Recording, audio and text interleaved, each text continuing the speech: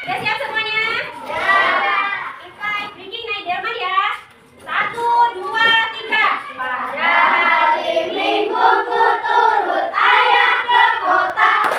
Naik delman istimewa, ku duduk di muka. Ku duduk samping Pak Kusir yang sedang bekerja. Mengendarai kuda supaya baik jalannya. Tukik-takik, tukik-takik, tukik. Suara sepatu kuda. Ya, semuanya duduk.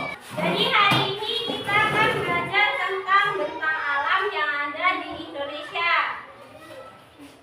Tujuannya yang pertama agar kalian memahami pengertian bentang alam dan fakta yang mempengaruhi bentang alam.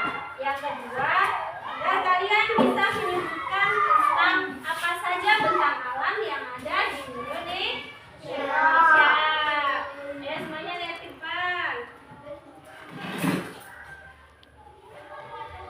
Ini ada mock-up book tentang macam-macam bentang alam di Indonesia. Kelihatan? Kelihatan? Bentang alam di Indonesia. Bentang alam adalah hamparan alam dengan aneka ragam bentuk. Ada apa aja? Ada gunung, terus ada laut, ada sungai, ada bukit, ada lembah. Bentang alam adalah istilah yang digunakan untuk menggambarkan bentuk fisik permukaan alam. Nah, ada fakta yang mempengaruhi terjadinya bentang alam. Faktanya apa saja? Ada angin, ada air, ada es. Jadi angin dan air mengikis dan membentuk daratan. Aktivitas gunung berapi juga salah satunya yang membentuk bentang alam. Misalnya gempa bumi, terus gunung meletus, itu juga bisa membentuk bentang alam. Nah, bentang alam ini ada dua, yaitu ada daratan, dataran, dan juga perairan. Jadi di sini. Nah, ini contohnya dataran. Dataran itu ada dua, ada dataran tinggi dan dataran rendah. Dataran tinggi di sini gambarnya ada apa? Ada? Gambarnya ada gunung. Kalau dataran rendah ada apa aja? Ada sawah. Terus ini rumah. Nggak kelihatan ya? Oke. Jadi daratan itu ada dua, ada dataran tinggi dan dataran rendah. Kalau dataran tinggi ada apa? Ada gunung. Kalau dataran rendah ada sawah. Terus ini ada rumah.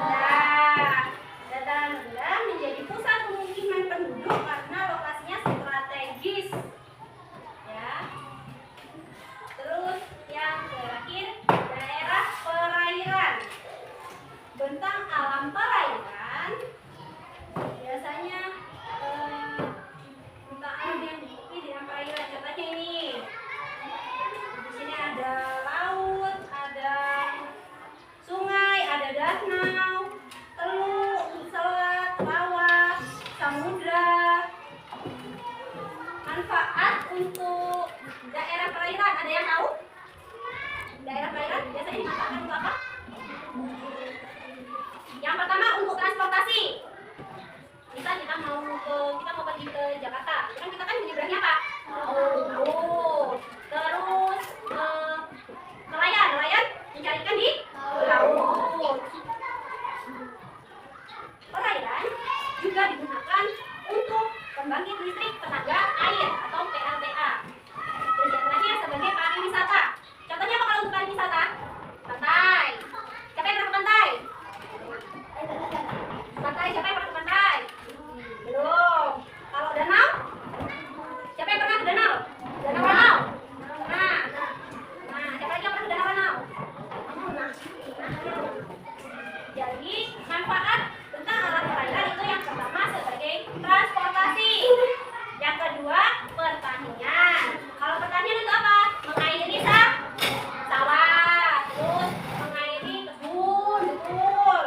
Terus yang ketiga perikanan. Contohnya tadi petani mencari ikan di laut. Terus di sini kan di sekolah juga. Mancingnya di mana? Di kolam apa di sungai? Di kolam apa di sungai? Termasuk manfaat tentang alam perairan. Bentang alam buatan itu bentang alam yang dibuat oleh manusia. Di sini ada contohnya irigasi. Di sekitar rumah kalian ada irigasi? Siling. Siling, ini. Nah, itu namanya irigasi. Terus ada yang pernah lihat ini? Sawah? Ini. Nah, terus susuan itu namanya sengkedan. Sengkedan adalah teknik mereka yang saling hubungan di dataran tinggi, biasanya dataran tinggi untuk aktivitas pertanian. Tujuannya yang pertama, tujuan dibuatnya sengkedan ya. Nih, kayak gini. Kalau nggak kayak gini. Nah, ini tujuannya itu yang pertama mengurangi erosi atau pengikisan tanah. Yang kedua, meningkatkan penyerapan air. Yang ketiga, meningkatkan produktivitas lahan. Yang terakhir, mencegah longsor. Jadi, dibuatnya sengkedan ini yang pertama tadi supaya tidak terjadi erosi.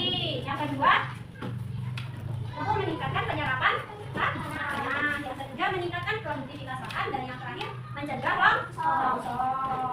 Kalau irigasi tadi, manfaatnya untuk apa? Untuk pertanian. Nah, di sini ini gambar bentang alam buatan. Setiap kelompok dapat satu.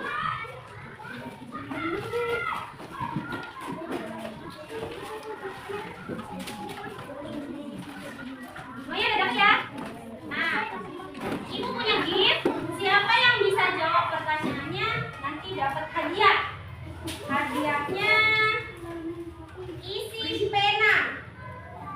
Ada 2 ya. Jadi 2 orang yang beruntung. Siap? Siap.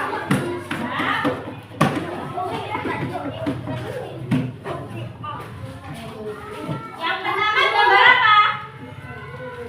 Yang pertama gambar sepeda. Sepeda tadi.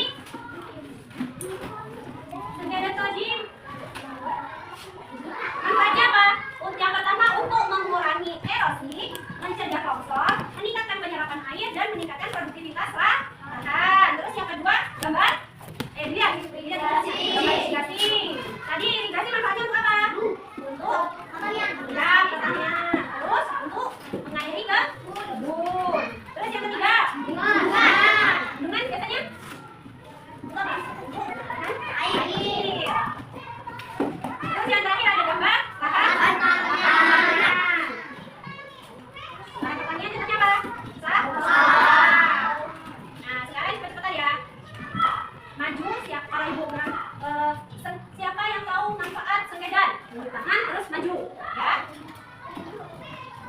Sengkedan itu ini. Siap? Ya. Siapa yang tahu manfaatnya irigasi? Ya, nomor 1 maju. Irigasi itu apa? Aku. irigasi. Siapa itu? Oh ya, ada di sana. Nih. Jadi manfaatnya irigasi untuk mengairi kebun. Bentar, semuanya dapat ya. Sama. Terus kalau ibu tanya, siapa yang tahu manfaat bendungan? Ayo, siapa yang tahu manfaat bendungan?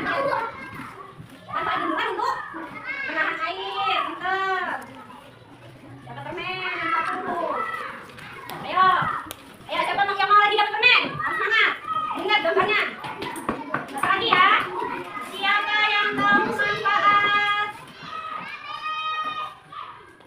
manfaat irigasi? Ayo, udah. Siapa yang tahu manfaat irigasi? Ingat gambarnya. Siapa yang tahu manfaat irigasi? Ayo. Cepat. Manfaat irigasi. Kelompok satu gak ada yang tahu manfaat irigasi. Gambar irigasi yang mana? Ini manfaatnya untuk tahu. Jadi manfaat irigasi untuk mengairi kebun. Terakhir ya. Manfaatnya lahan pertanian. Lahan pertanian. Ya, untuk sawah, pinter. Terus kesimpulannya, tentang alam di Indonesia ini ada dua, yaitu dataran dan perairan. Kalau di dataran tadi ada apa aja? Ada dataran tinggi sama dataran rendah. Kalau dataran tinggi contohnya, kalau dataran rendah contohnya sawah, pemukiman, peternakan, perkebunan. Terus kalau perairan tadi ada apa aja? Terus danau, terus terus rawa.